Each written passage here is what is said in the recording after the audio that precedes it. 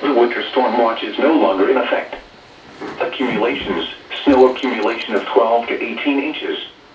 Locations, portions of northeastern New Jersey, Orange, Putnam, Rockland, northern Westchester, northern Fairfield, and northern New Haven counties. Hazard types, heavy snow. Snow accumulations, 12 to 18 inches. Timing, late Monday night through Tuesday evening. Impacts, hazardous travel and potential for power outages. Winds, northeast 15 to 25 miles per hour with gusts up to 40 miles per hour. Temperatures, in the mid to upper 20s. Visibilities, 1/4 mile or less at times. A winter storm warning for heavy snow means severe winter weather conditions are expected or occurring. Significant amounts of snow are forecast that will make travel dangerous. Only travel in an emergency.